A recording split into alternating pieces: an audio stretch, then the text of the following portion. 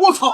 注意看，中国硬汉一拳未发吓坏韩国2米巨人，两腿发软瘫坐在地上。见过被打怕的，没见过被吓怕的。韩国美女一脸惊愕地看向被吓坏的韩国巨人，根本不敢相信眼前这一幕是真的。重新站起来的韩国跆拳道高手已经双腿发软，他的大腿根本不听他的使唤，扶着围绳勉强保持最基本的站立。看到这一幕的韩国官方对他彻底失去了信心，于是果断扔出了白色毛巾认输投降。我是韩国第一巨人朴龙水，中国人在我的面前就像是弱小的蝼蚁，中国选手们尽管放马过来，不会像踩死蚂蚁一样一脚踩死你们。赛前大放厥词羞辱中国选手的韩国选手叫朴龙水，不好意思说错了，他是叫朴龙水。在他眼里，中国选手就是一只不起眼的臭虫，想什么时候踩死就什么时候踩死。嚣张跋扈的态度引起了中国代表方的注意，于是年仅18岁的中国小伙登场了。他叫尹鹏森，来自东北，远赴韩国横跨5个量级挑战嚣张的韩国2米巨人，是要用沙包大的拳头教训一下他，让所有看不起中国选手的韩国选手闭紧嘴巴。话就不多说了，来让我们欣赏一下朴龙水的精彩表现。红色短裤是中国勇士尹鹏森，黑色短裤是韩国跆拳道高手朴龙水。尹鹏森为了狠狠教训一下嚣张跋扈的朴龙水，不惜跨越5个量级远赴韩国擂台，赛前立下誓言，并会击败朴龙水，让他对中国选手有一个重新的认知。看上去朴龙水的进攻攻势很凶猛，其实一点用都没有，照样会被年仅18岁的尹鹏森压着打。在赛前称体重，尹鹏森要比对方这个体重轻了有10几公斤了。你看这个朴龙水既有身高又有体重上的优势。要知道韩国的这名朴龙水以前是练这个跆拳道的，你看他的腿法是非常好啊，能够起腿。而这个尹鹏森也是在我们武林风。朴龙水已经很累了，比赛才刚刚开始他就感觉到了疲惫，看来这家伙也不怎么样，只不过是徒有其名徒有其表罢了。接下来是属于尹鹏森的个人表演秀，全方位的击打让朴龙水很快就意识到了危险，包括的后手拳都是非常好的。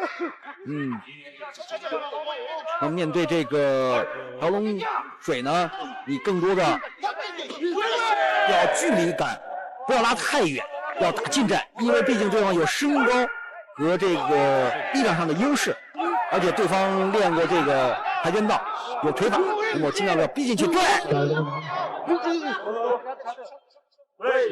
我们看到很多的韩国美女看上去有点担心朴龙水当下的状况。在韩国擂台暴打韩国选手是一个非常光荣的事情，就好比在日本擂台当着日本观众的面当众暴打他们引以为傲的日本拳王。这场比赛特别有意义，年仅18岁的中国选手当着韩国观众的面暴打韩国跆拳道高手，真要是传出去，恐怕朴龙水仅存的脸面都会丢光。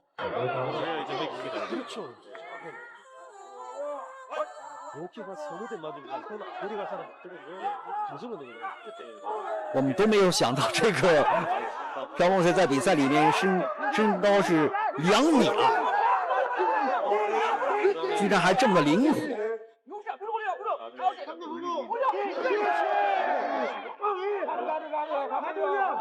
我们不要跟对方有这种距离感。对，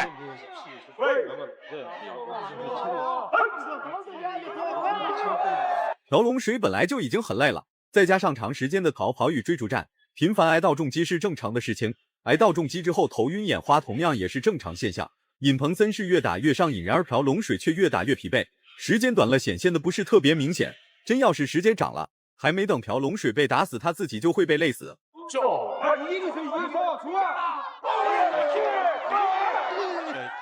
尹鹏森在这一回合当中的防守还是非常好的。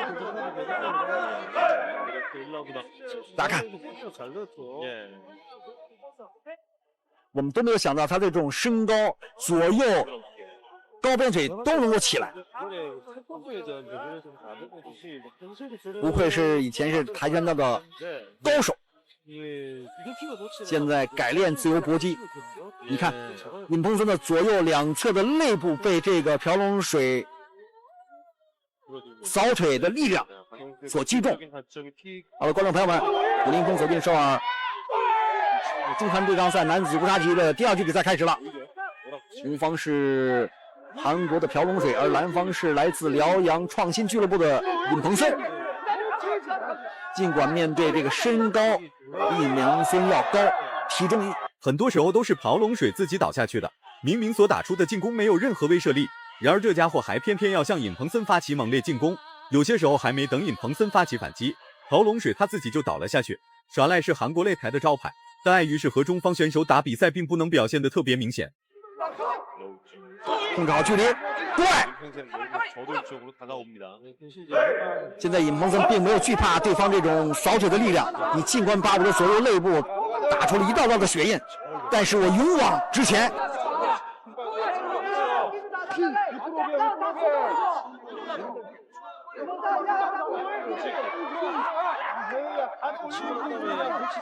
朴龙水也有他致命的弱点，就是他有身高，他光利用这种觉得我这种扫腿有力量就行，但他拳法很一般，不具有太多的这种杀伤力。毕竟他以前是练跆拳道。你看朴龙水的进攻力度确实很大，但所打出的每一次进攻都没有什么太大的含义。此时的裁判正在搞小心思，面对倒地不起的朴龙水，他非但不对其进行读秒，并且还给朴龙水休息的时间。观众朋友们，这算是睁一只眼闭一只眼吗？我们常说嘛，齐腿半边空，但是这个朴龙水啊，因为他知道这种距离感，我踢你之后，你尹鹏森也没办法上来，因为你力量太大。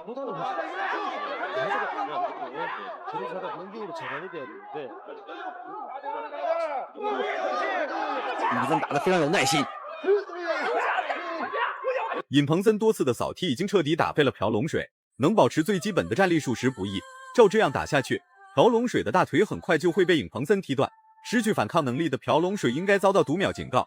除了360度无死角的防守就是逃跑，完全无法与尹鹏森展开正面对抗。移动过程当中很消耗体能的，尤其你出那么多种腿法，你想一口气，我们说是想拿下尹鹏森是很难的。等于说是加强进攻，加强比赛进攻的节奏，因为像现在已经看到这朴龙水体能已经下降。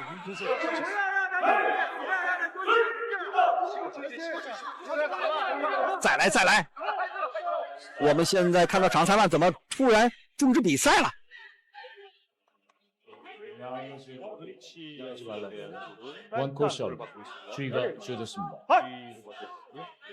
难道是对朴龙水的一种保护？接下来是整场比赛的点睛之笔，还没等尹鹏森发起进攻，这家伙自己就倒下去了。要不是比赛铃声响起，朴龙水依然少不了一顿揍。已经废了朴龙水已经彻底被打废了，眼神呆滞，面无表情，这就是被打废的精神状态。打到第2局比赛结束，已经这样气喘吁吁。这个高鞭腿确实有力量，但是我们也看到尹鹏森的抗击打能力是多么的强，幸好他前面有个拳的护挡。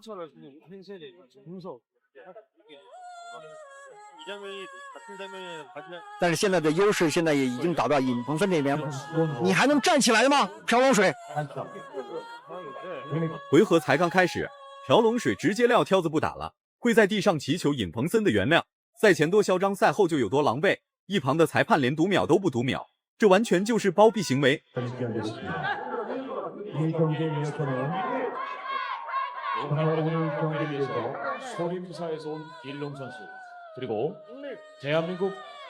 朴龙水，你还要休息多长时间呢？